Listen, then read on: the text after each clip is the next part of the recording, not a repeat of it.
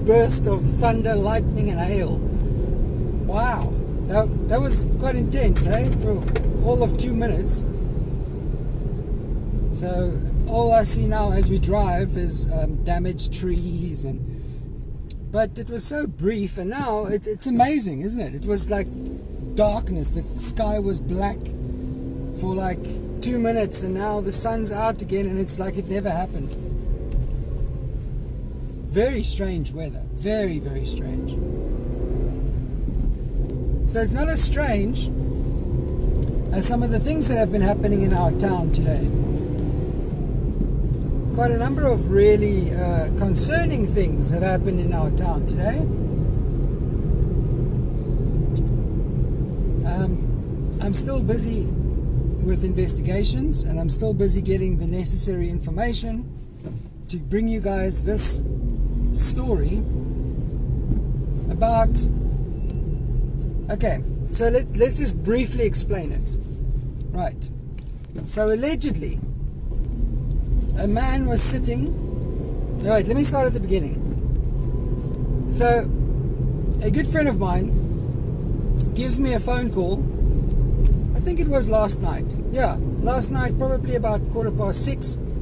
Rings me up. She says, "Listen, Joe, don't you want to go and have a look at what's going on there at the garden center?" I'm like, why? I mean, it's 6:15, right? What could be going on at the garden center? So the garden center is situated just as you exit Tzaneen on the R71, heading towards the Judge's Cliff. She says no, she doesn't know what's happening there. There's 2 taxis that have stopped there, and there's a guy spinning his bucky, and there's a big commotion. She doesn't know what's going on there. Well, if you want to find out what was going on there, join our mailing list and receive your bulletin tomorrow, because the entire story is going to be in there, and it's quite a shock horror story, let me tell you. I don't want to ruin it by getting my facts all muddled, but just know it's not good, people. It's not good. What happened today is not a good sign. By tomorrow, I'll have all the necessary information, and I'll be able to give you a full, neutral, non-biased, and objective report. At this stage, I can't really say too much because, like I said, I don't have all of the necessary facts. But I was there today for 3 hours, and I saw with my own eyes what was going on there, and I saw and I heard with my own ears. So it's not second-hand information. I saw it, I experienced it with these guys today, and it's not good. It's an absolute abuse of power, number one, and it's very, very blatant as well, and it's not good.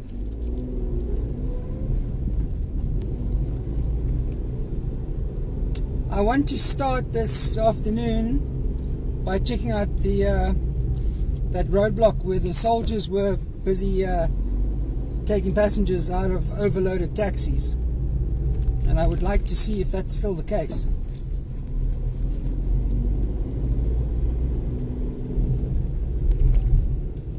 I have also heard from a very, very reliable source that what these taxi drivers are doing is they're getting people in the taxi to lie down as they approach the roadblocks, and then it looks like the taxi's empty, or it looks like it's not overloaded, and then they drive through the roadblock.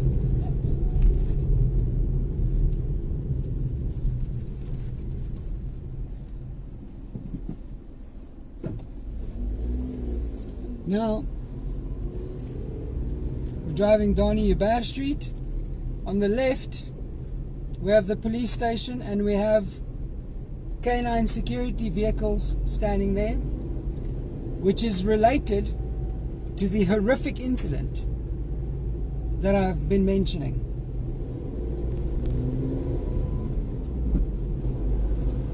Well, I call it horrific. I just think it's very sad, really. It's a sad state of affairs, and it's not good. So Dani Ubar Street looks busy as usual. Just another day in paradise. And how's that, right? Did you guys make any sense of what the so-called members of the so-called National Command Center for the COVID-19, whatever that was, briefing?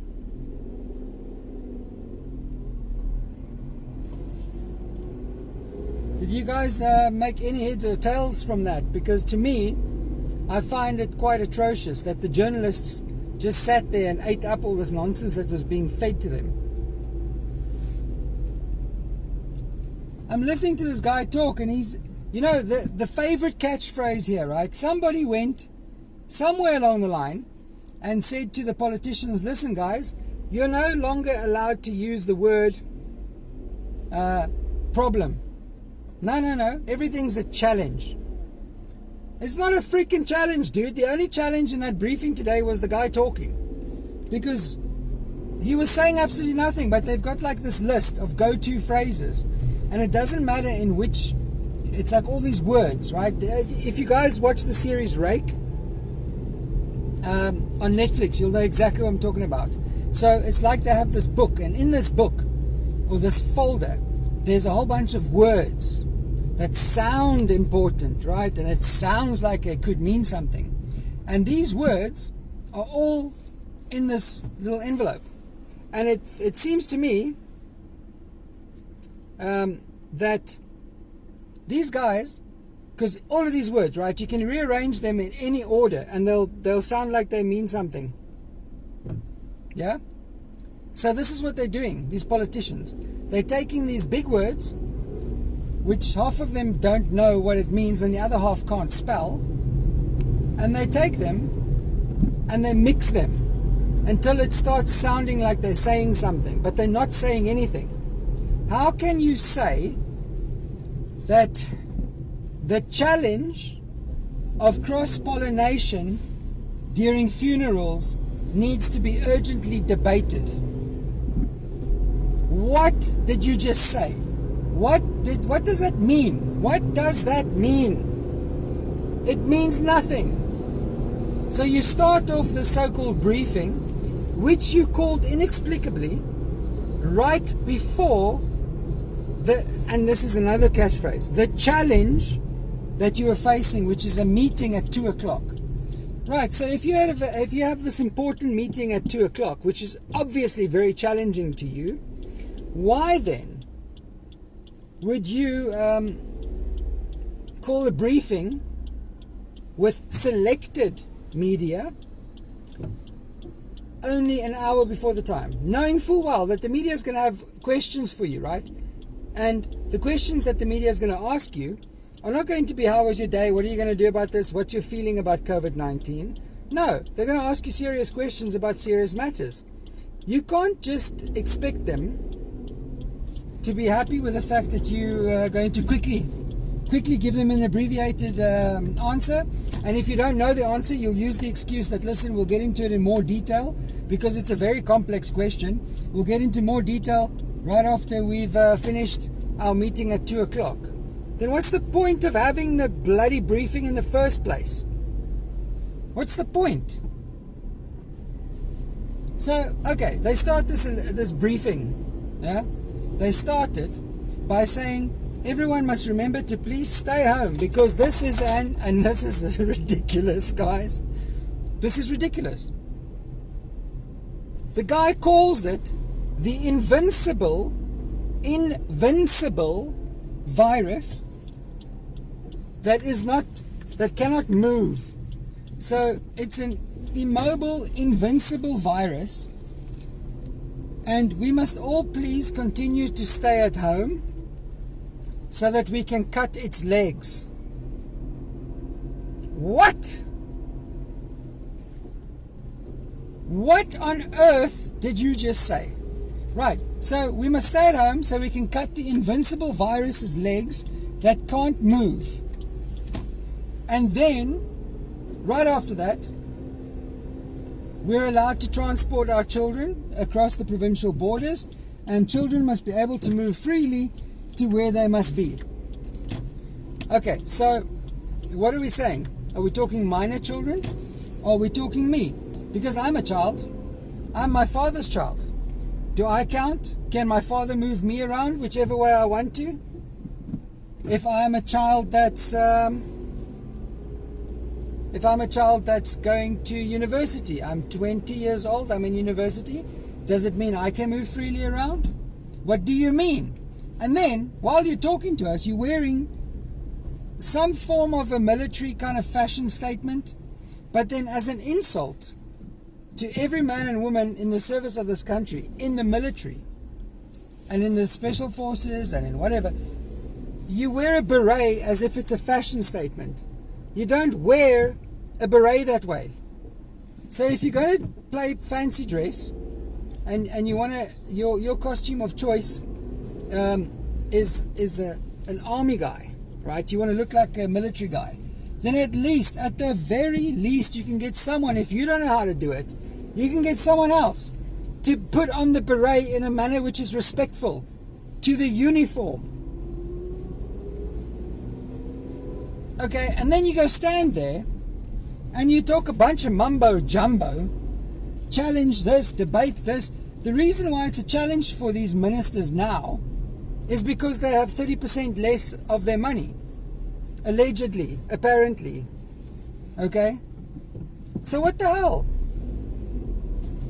So we are now fighting this invincible, immobile virus, and its legs must be cut. Whatever the hell that means. Okay? We must cut the legs of the invincible virus. And everybody must please stay at home. Unless you work for a mine, then the mine must supply its own transport for its workers. Oh, and then your children can move around whichever way they want to, but please don't put us in a position where we're going to face the challenge of a difficult decision. What the hell does that mean? I can ramble on here, and it's going to sound like... Actually, you know what? I do ramble on a lot, and it sounds like I know what I'm talking about. But that's taking it to a whole nother level. That's boss level bullshit that they talking. That's like you can't teach someone to do that. You need to actually want to do that, and you need to possess the capability to do that. That's boss. Like when you finish life and you've completed every obstacle in your way and you've made it, you face one of those ministers as the boss. At the end of the level, that's the guy that you face, is the boss of nonsensical bullshit words. That's what it is. Okay, in the same breath, I then receive a press release. While we get to bullshit, we're driving through the roadblock.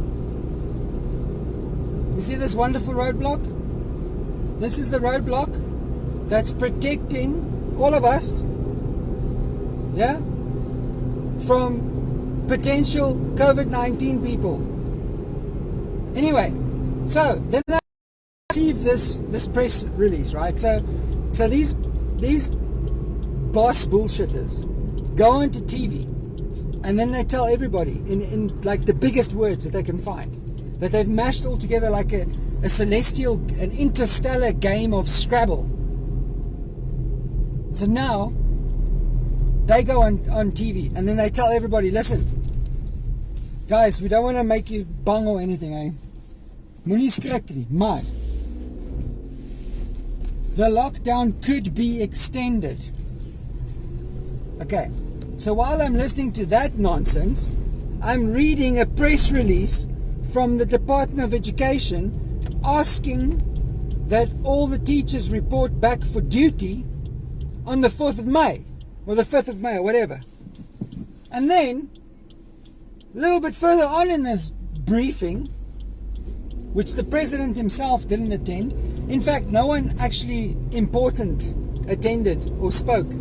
Actually, no one spoke, but no one gargled anything at this briefing that was really made any sense, because the President and none of those people were there. Okay, but then they go and present us with another challenge, that if the dead people don't cross-pollinate, right? And the lockdown is not extended, then grade 12s and grade 7s will be allowed to go back to school on the 6th of May. Like, what the hell are you saying? Like, what are you saying? Do you want to scare us? Are you like, maybe at the briefing you didn't know what you needed to say, and then you thought that we don't know what you have to say. So you came there with your military outfit, okay, and you thought you're going to gargle a bunch of nonsense, and then none of those people in attendance actually even laughed at them. Not one person sitting there went, wait a minute, what the hell did you, excuse me, sir, excuse me, yes, you with the, with the dead guys. Listen, so at these funerals, right, the cross-pollinating going on there, are they at least disinfecting and sanitizing their hands? And are they wearing masks? Because, you know, if a dead person coughs on you, it's a big problem. So, no one asked that. No one asked these guys what the hell they are saying. Not one person. Not one. But we can go on TV and be like really important celebrities. And then when they ask a real question, the guy from Built, he asked a genuine question. He actually wanted some serious answers from Gwede Mantashe. Okay? And then Gwede Mantashe came there and he started answering the question, and the question had 4 parts, right? And this is a serious journalist. So he asked him a serious question, which had 4 very serious parts. Gwede grumbles onto stage there and starts by an attempt at discrediting the journalist. He starts off by saying, this journalist obviously never worked in a mine, so you wouldn't understand. Well, fucking duh! That's why he's asking you questions. That's why. So then you're a minister, but you discredit a senior journalist. Okay? Because he asked questions that you didn't know how to answer. And then you still didn't answer him. What the hell? I would have really caused a scene there. Like really, really caused the scene. I don't like being fed bullshit, because then I have to feed that to my readers and my followers. My job is to give you information. I have a serious responsibility to do that. How can you go and then tell people, listen, today I was at a press conference, which wasn't really a press conference. It was more like a challenge, because it was challenging to listen to the horse shit coming out of this guy's mouth. But here's what I found. Like, you can't do that. You're the reason for a briefing and for a press statement or for a press conference is to have a communication channel where you can ask questions and keep on asking the questions until you get an answer, or until you get an explanation which will be understandable by your readers. My grandfather was a journalist long ago, Second World War time.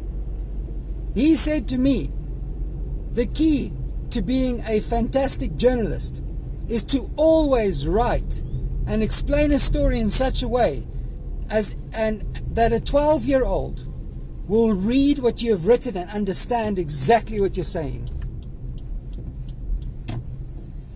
And that's the key here. If you want to communicate a message, you do it as simple as you can. You don't go and use big words and catchphrases. It's absolutely frightening. It's shocking. And here we are, doing the daily drive with Joe, every morning, every afternoon. We're looking at what's going on here. As you can see with your own eyes what's going on here. Every single day, twice daily. Yeah? And those guys think you're sitting at home so they can talk whatever bullshit they want. But you're not, right? You're driving through this town. You're seeing what's going on here. And I really, really hope that when you guys watch these videos and listen to my incessant ranting, okay, even that, I hope that at least one or two of you will start thinking and use this information and start asking questions. Like, for example, where the hell is this police van going? Should we follow it? Yes, Joe, let's follow it. All right, cool, let's do it. So I hope that these drives are getting you guys to stop being scared to ask questions. And ask. It's your right to ask. It is your absolute right to ask. And you must question everything.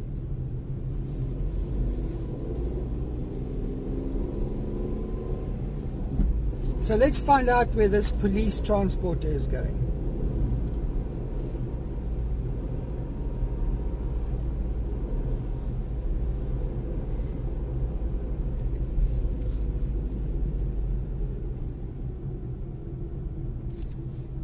I would actually like to know a few things, really. I want to know where it's coming from and where it's going. Should we follow it all the way, guys? Thanks to BB Motors Tzaneen, I can, right? Because they've given me a very nice car to drive in, and it's got fuel.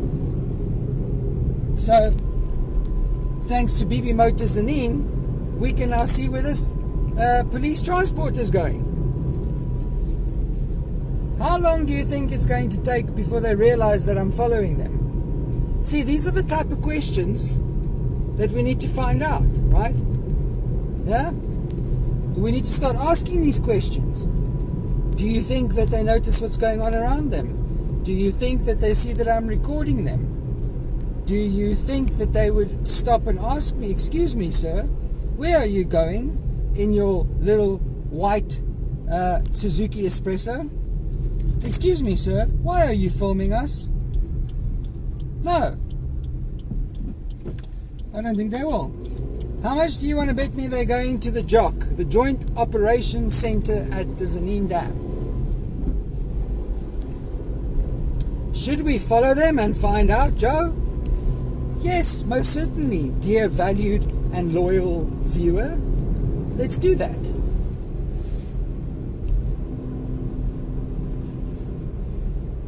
There are 57 million people in this country. Are you telling me that one or two ministers with very little common sense, other than the script that they have to read to you and me, you're telling me that those guys control 57 million people by doing what? By creating or fueling the perception that we must fear them.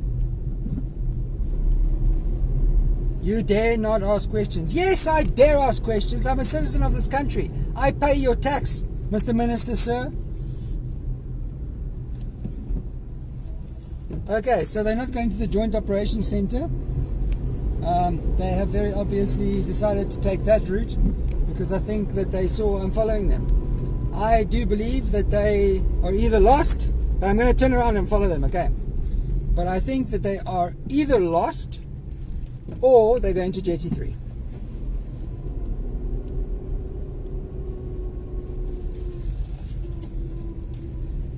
So let's take it a step further. How many billion people are on the planet? 7.74 billion people on God's green earth. Oh, see, they were lost, right? Did you see that? They were lost.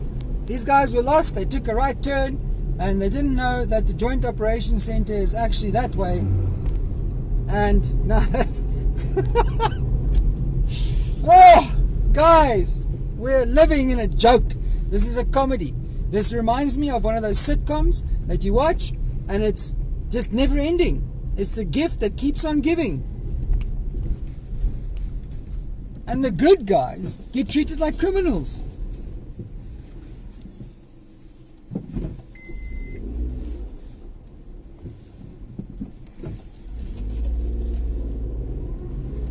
Okay, Let's go find them at the Joint Operations Center.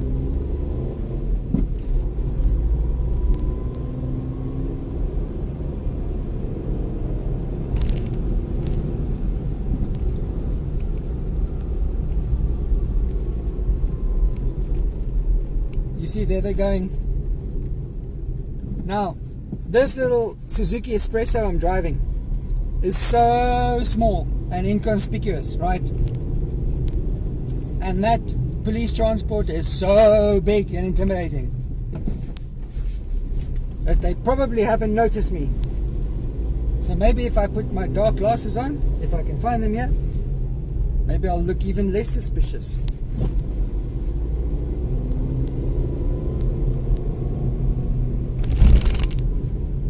Oops. Sorry guys. Eyes slipped up a bit there. Okay, here we go. See? Yes, that's the right left turn. They took the left turn and it was the correct one. Not the right one, the correct one. Yes. You've made it. You have arrived at your destination. Well done, sir.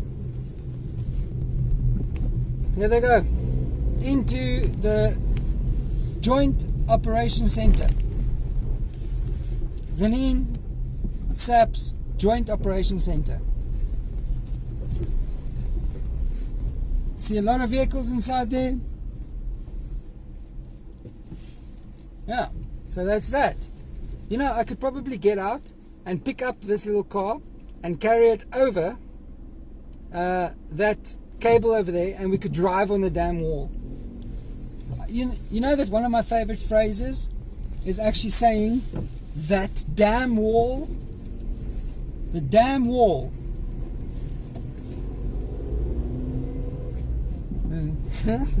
Okay. Georgie.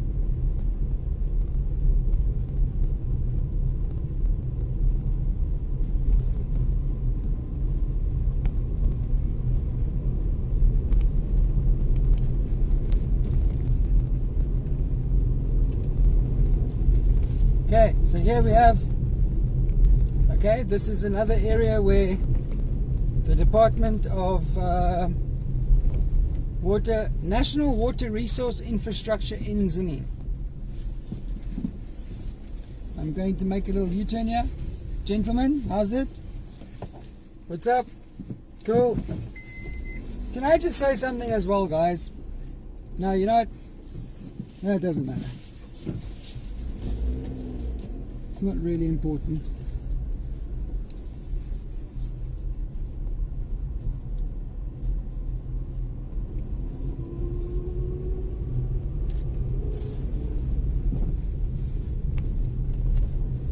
Okay.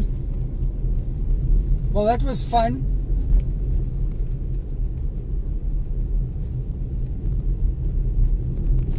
I wonder who lives there.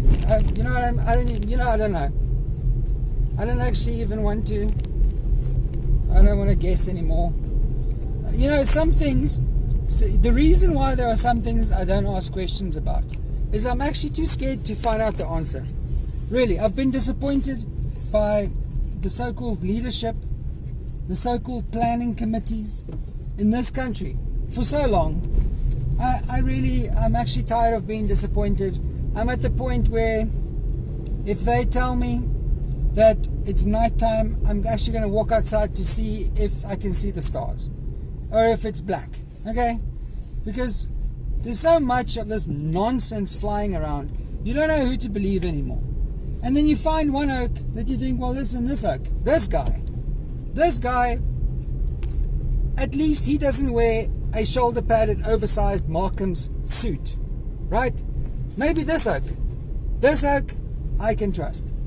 And then he goes and talks a lot of rubbish on some TV show or some radio station, and then you're like, oh, really, dude? Like, you were doing so well. Like, you were the one, brother. You had the, you know, the momentum, and it was going so well. And then you opened your mouth and you started talking, and then I lost all interest.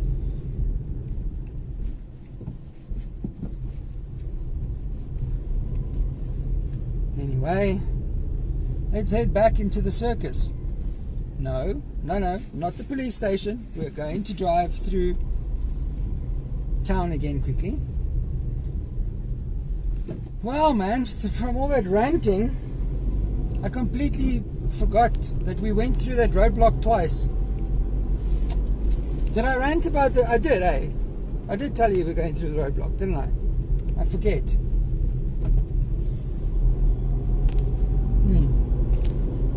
Anyway, so as they say, you know, when you're a journalist and you have to write about something as riveting as golf, right?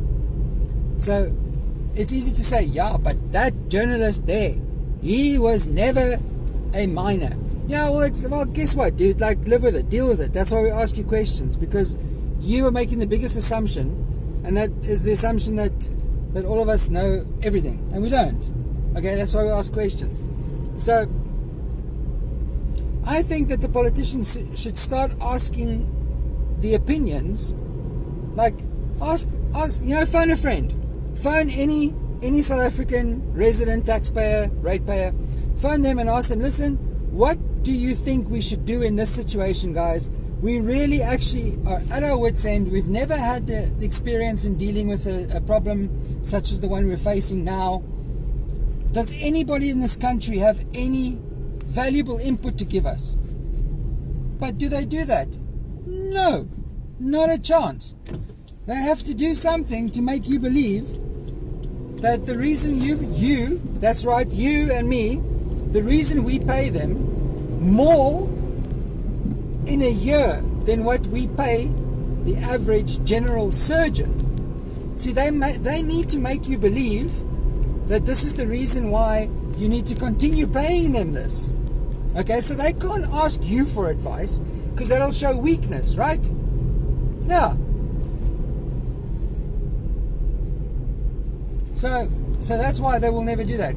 Any event, so here we go. Here's a good example. So, you know, my name's Joe. Okay, I've won a few awards in my life for journalism, including sharing a prize, a national award, for Investigative Journalist of the Year. Right? Okay, so that's pretty cool. But now you take me and I need to go and write a riveting report about a golf tournament.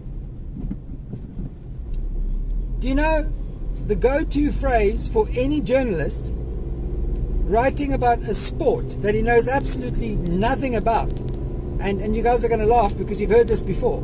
You've actually read this before in my own newspaper. Okay? This is the go-to phrase. And a good time was had by all. Okay? So I have to write 350 words about a golf tournament that I know absolutely nothing about. I start off with, the greens were pristine, the fairways, you know, glimmered with the light bouncing off the clouds, and a good time was had by all. So there we go. I've shared, you know, never, let it never be said that the daily drive with Joe ever is not informative, because I'm giving away trade secrets here, guys. Next thing you know, you're going to have choppers, the SWAT team, you're going to have those oaks with the masks, because I'm giving away the trade secrets. I've just dropped another secret on you. So here we are at Jetty 3. We're driving past Jetty 3. 1, 2, 3, 4, 5, 6, 7, 8, 9, 10, 11. 11 vehicles at Jetty 3. What's this oak doing? Is this guy learning how to drive? Yes, he's learning how to drive. Because that's what we do during lockdown. During lockdown, we go out, we take a truck, and we just pick a spot and we're like, hey, you know what? The road, you know what, dude? You should learn how to drive a truck. Really, uncle? When should I learn to do that? Well, there's no better time than during lockdown, because there's no vehicles on the road. What truck should I drive? I don't know. Let's go and pick the biggest one we can, fill it up with water, and then just choose a spot. And you know what? What spot? Well, I don't know. Looks like there by Jetty 3 there's nothing going on there.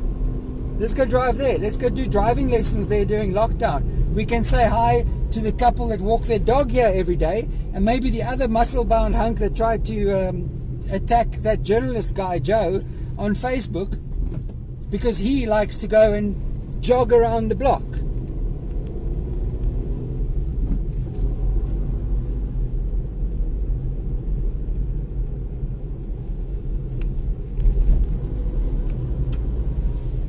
In the meantime, while all this is happening, we've got some other guy building a factory.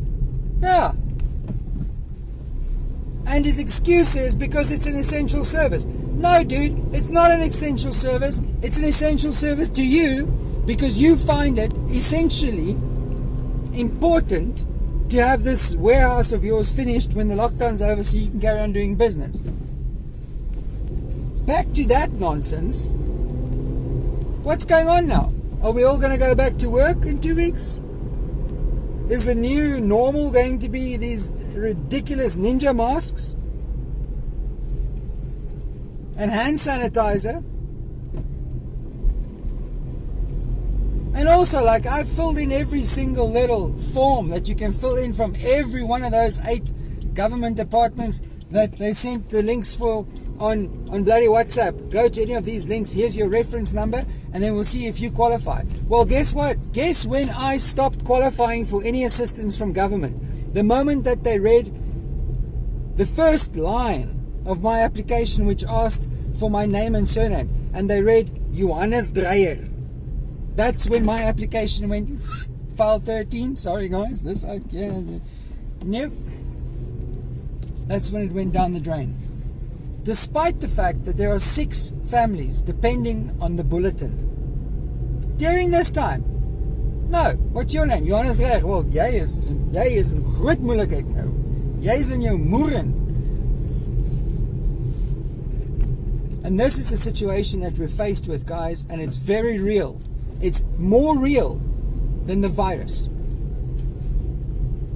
There are people that are going to lose everything. And then what?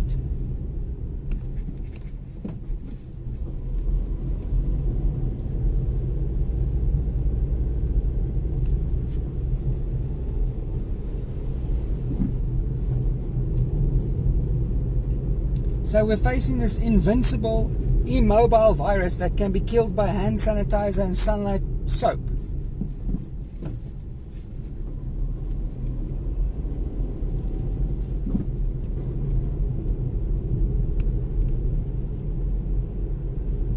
Right, so here's Sugar Hill. Relatively busy. If you guys need to pop in and buy the essential items, which includes fizzy drinks, Red Bulls, yogurts, Viennas, knickknacks. You can pop into Checkers, Food Lovers, or you can pop in quickly to any one of the sugar stores who are open.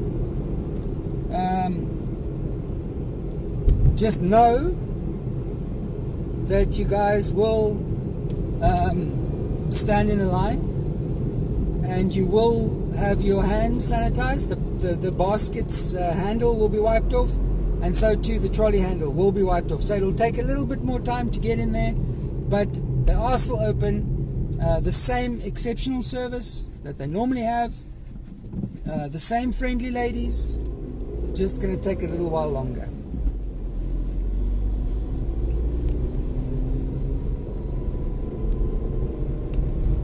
Another victory for this little independent newspaper.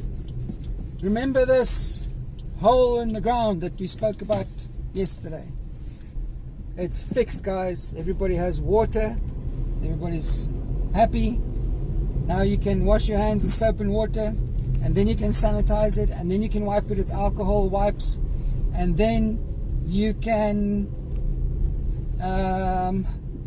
dip it in candy floss and pretend you are sweet. I don't know what you do after that, but it defeats the object, I believe, because the actual money is not being sanitized, right?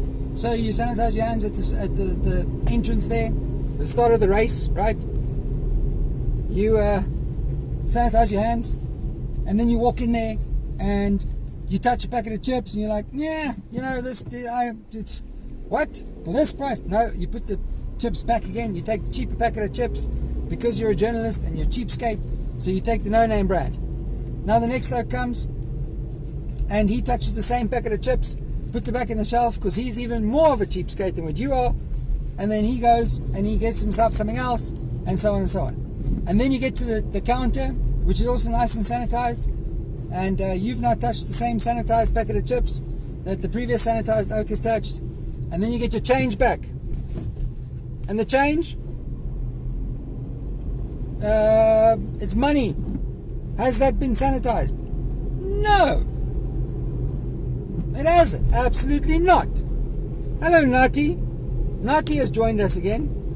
Nati is heavily involved in the temporary homeless shelter Jetty 3. Nati will most likely be able to tell us why we are seeing a lot of the homeless people that we saw inside the shelter, we saw inside the CBD today.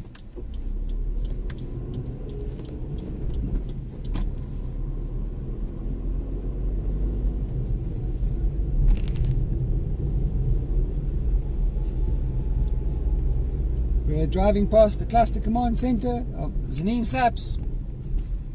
So in Tzaneen, we have the Police Joint Operations Center, where we saw the very big and intimidating police vehicle go to. And then we've got the SAPS police station, which is another freaking story altogether. And then we have the Tzaneen Cluster Command Center, all in one little town.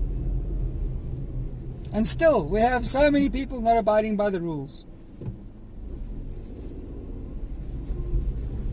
Right in front of us, we've got a military vehicle. You see, guys, this is what I'm saying, right? You don't mess with a soldier, man. This oak just parks there. Why? Parallel parking? What parallel parking? Who cares? We park here because we've got a job to do. And that's why you don't mess with soldiers. Because they've got orders that they need to execute. And when they do, why is it? Why? Guys, seriously now, right? Why is it? Why is it that when a soldier does what a soldier is asked to do, he gets so much flack? Why is that? Oh, and to answer your question, Eva Marie, no, who was it? Oh, Tracy, darling, good afternoon. You've missed like half of the rant. We had a very nice discussion just now. It was fantastic. I feel better. I feel lighter. So, okay, the decline or the declining of my application. So we've got a guy here that doesn't understand that you have a red light, which means stop at a major intersection, and then you have the green light. The green light means you can then slowly proceed. Okay? Doesn't matter if you've got a GP license plate on. No, that doesn't matter. Anyway, so someone should go there and tell that oak that. Right? Anyway, so the declining of my application, let me explain this process. Right? So, being quite an observant oak, right, and being quite concerned with what's happening around me, I went onto this website where they say, you need to, you've got exactly 15 hours before this website goes live, and then you can click here, fill in all your details, and we can assist you to pay your people who work hard to keep food on your plate. So I'm like, cool. So I'm sitting there, guys, like literally, like you see in the cartoons, no? And I had these matchsticks, like keeping my eyes open. I'm watching the screen. And then the moment came. The hammer fell and the timer went to 0, and I was like, yes, I can now apply. I can save the 6 people who work for me. I can keep food on their plates and on my own plates. I can do that. Yes, thank you, South African government. I can do that. So I filled in my application. And that was 21 days ago. Have I heard anything back from them? Nothing. Zilch. 0. Nothing. And you know what? There's only 3 great lies that people in your life will tell you. And this I learned from my father. So my father said to me, there's 3 great lies, my son, that people in life are going to tell you. The first one being, don't call us, we'll call you. And the second one being your check's in the mail. And the third one I can't say because I don't know how old all of you pretty people are that are watching this show. And it's not really age appropriate, I don't think. Anyway, so I've now fallen victim to the first great lie in life. I actually convinced myself for a moment there that irrespective of the color of my skin, we are in this together. Simunye. The South African government is here for everybody. Irrespective of the color of your skin, we will help you, Joe. We will help you and the 6 people that you feed and their families. We will help you. Don't worry, brother. Simunye. I actually convinced myself of this dream, this ideal. And I feel very silly for it. I really do. I feel like I've lied to myself again. Because I'm the one that keeps telling people, guys, be positive, man. Look at this beautiful place we live in. I will not give up. This place is so awesome. We've got such an amazing country. Just give us time and we'll fix it. And guess what? I keep saying that and now I feel guilty for it.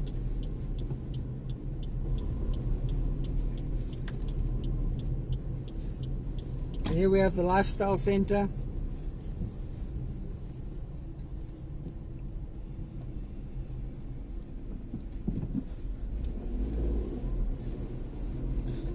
So this morning I get a phone call.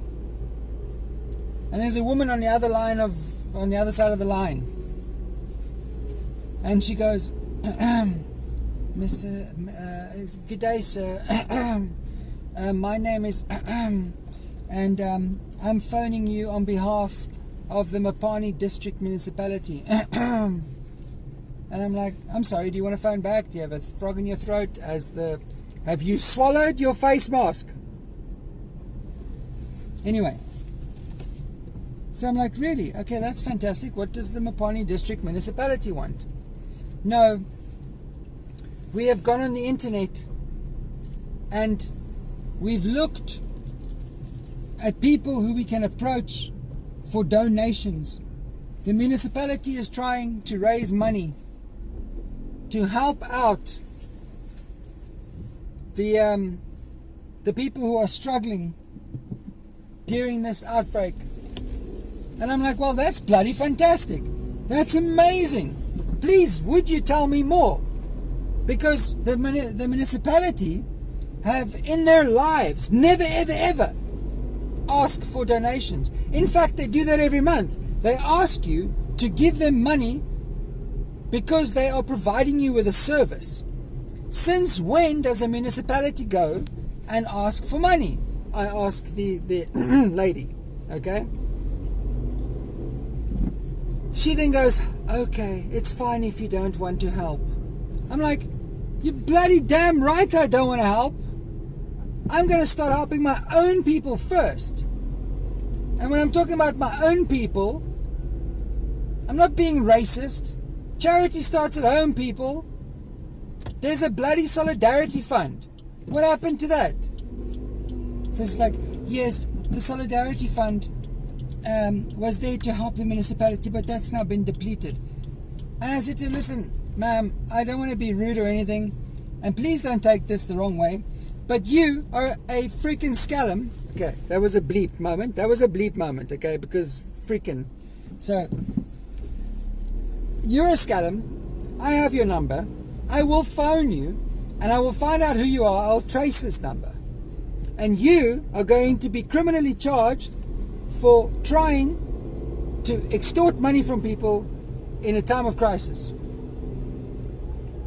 Do you want to know what the response was? And this is normally the response. Doot, doot, doot. So I phoned the number. I phoned the number back. Because, right, we know this is bullshit, right? Like, the municipality is not going to ask you for a donation. Certainly, if they would definitely not ask Joe Dreyer from Tzaneen for a donation. If they could see my bank account, they would be like, brother, what you need is a priest, okay? They would definitely not ask me for a donation. They'd be like, no. Listen, of all the people we need to leave this guy alone. Actually, you know what? We need to send him money. We need to send him money. Because this oak is like so close to the edge. He's not going to make it. Okay. So, moral of the story. Please don't fall prey to people who are doing shit like that. Okay. Remember, I want you to listen to the discussions that we have on these daily drives. I want you to listen to the rants, and I want you to start ranting and raging yourselves, because these people are walking over us.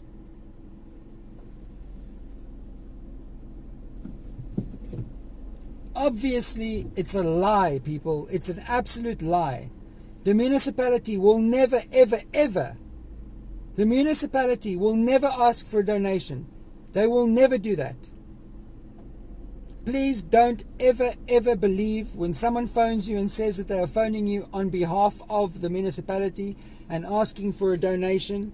Please don't believe them. They are talking nonsense. It's bullshit. Don't ever believe them. There are spokespeople that will give the media press statements in an event of something as massive as, listen, we're asking for donations. The municipality will communicate it to you before they get people to phone you. Anyway, that was the Daily Drive with Joe. You guys are welcome. See you tomorrow morning at 9 o'clock. Hopefully, most likely, our fantastically wonderful government will give me something else to rant about tomorrow. It's been an absolute pleasure. Like this page, share the absolute crap out of these videos, and get more and more people involved. Get them to come and like, follow, get involved in the discussions, and wake up. And if you really want to, you should go over to our YouTube channel, subscribe there, and watch videos that you've missed. And if you really, really, really want to, go and follow us on Instagram. Trust me, you do want to do that. Bulletin, it's at Bulletin TZN on Instagram. I see that we've just gained 200 new followers. Join them. And if we all stand together, we can get through this, guys. That's our only option. Everyone needs to do their part, stand together. And you know what? Help me to rage against these people. And by these people, I mean the guys who are going to try and pull this nonsense. All right. Be blessed. Have a fantastic evening. And I'll see you guys in the morning. Ciao.